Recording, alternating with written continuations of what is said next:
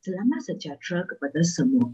Hari ini saya akan membentangkan kajian yang saya telah dijalankan, iaitu Kepimpinan Transformasional Pengetuan Sekolah Menengah Persendirian Cina di Negeri Johor.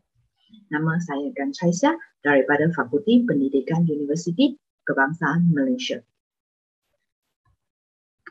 Seperti yang kita tahu, kepimpinan transformasional dikenal pasti sebagai salah satu kaedah yang baik dan mampu membawa kepada kecemerlangan sesebuah sekolah. Antara tanggungjawab seseorang pengetua adalah menggerakkan kaki tangan di bawah selian, iaitu guru-guru, dan mereka juga memainkan peranan yang penting dalam menguruskan sesebuah organisasi, iaitu sekolah, terutamanya dalam tempoh pandemik COVID-19. Seterusnya, pengetua juga perlu mendorong kaki tangan mereka untuk berfikir secara kreatif dan inovasi, terutamanya dalam menyelesaikan sesuatu masalah di sekolahnya.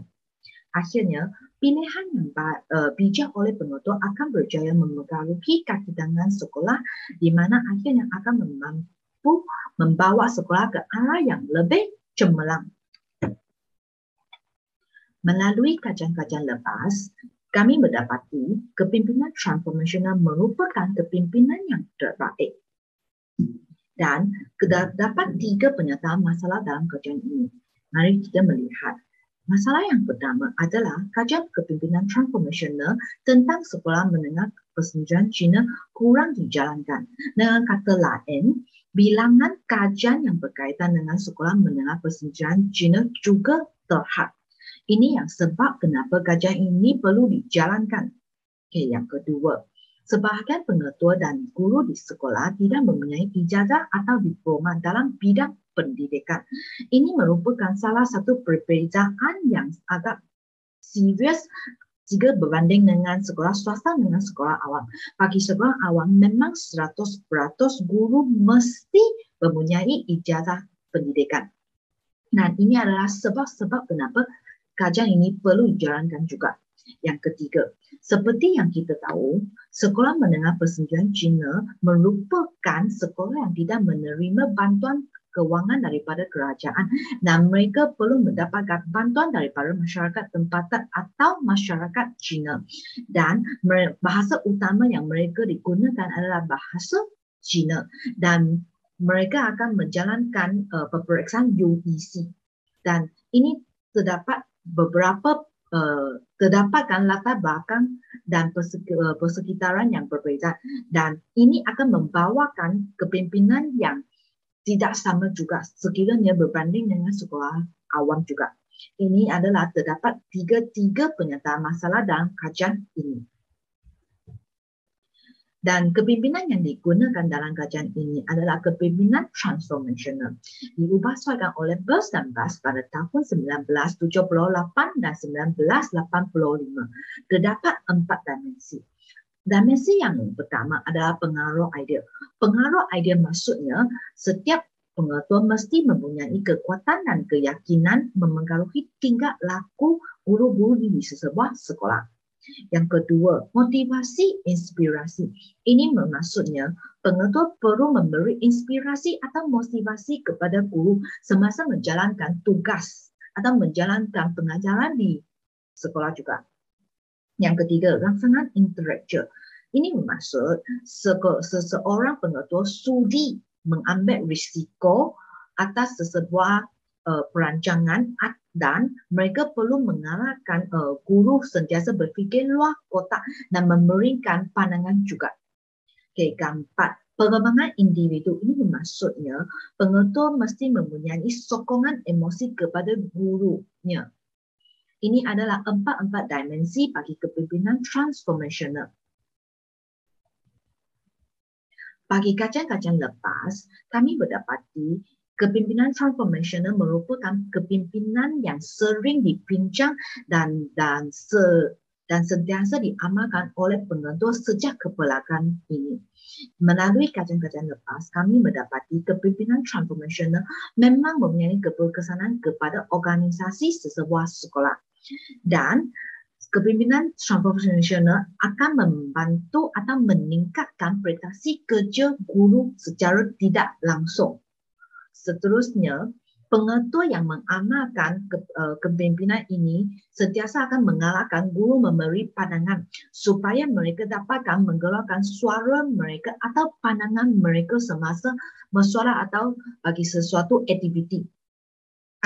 Dan dengan ini mereka boleh menjalankan sesuatu perubahan di sekolah.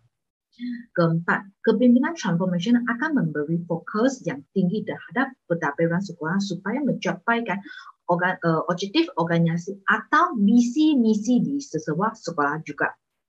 Terakhir, melalui kajian Low, kami mendapati amalan kepimpinan transformational memang merupakan amalan yang paling sesuai digunakan dalam sekolah. Bagi metodologi, kajian ini berbentuk tinjauan dan kuantitatif.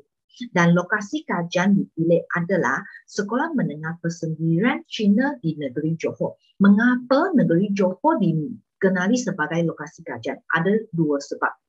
Sebab yang pertama adalah bilangan pelajar dan guru yang tertinggi. Melalui analisis daripada Tong Chong, kami mendapati seramai 1,042 orang guru dan sebanyak 21,384 pelajar di Sekolah Menengah Persendirian Cina negeri Johor. Sebab yang kedua adalah nimbas guru kepada murid adalah yang tertinggi, iaitu 1:2.5. Akan tetapi nimbas guru kepada murid bagi seluruh Malaysia hanya 1:16.9 sahaja. Ini adalah sebab-sebab mengapa Sekolah Menengah Persendirian Cina negeri Johor dipilih sebagai lokasi kajian. Dan kajian ini melibatkan sebanyak 305 orang responden.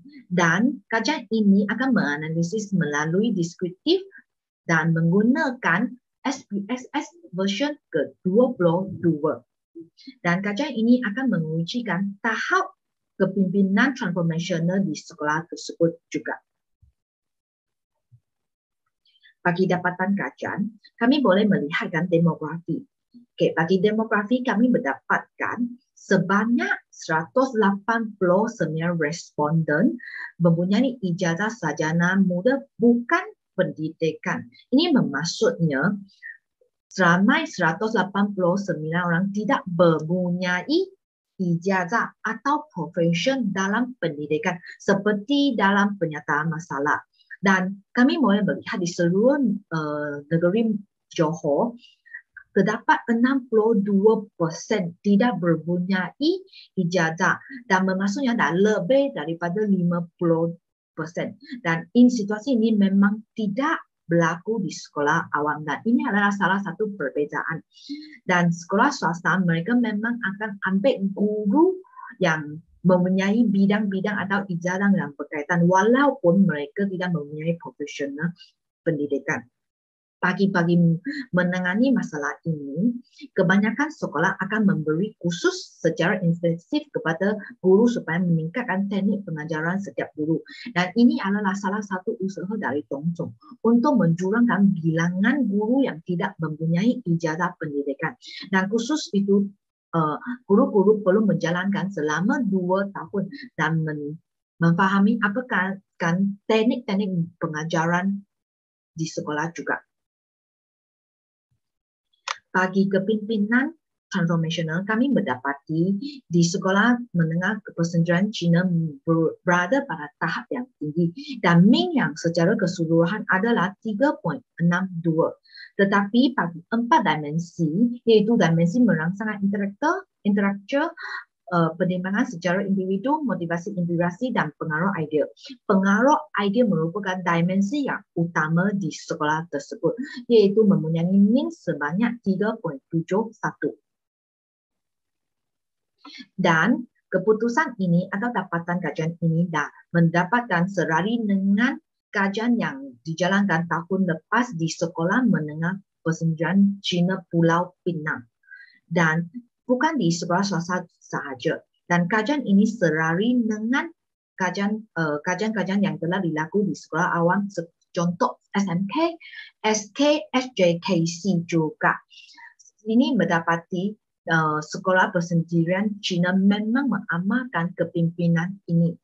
Dan selainkan pengaruh idea, dimensi yang seterusnya adalah motivasi inspirasi yang mengaimi 3.64 dan seterusnya pertimbangan individu min 3.58 dan terakhir itu rangsangan intelektual hanya mempunyai min sebanyak 3.51.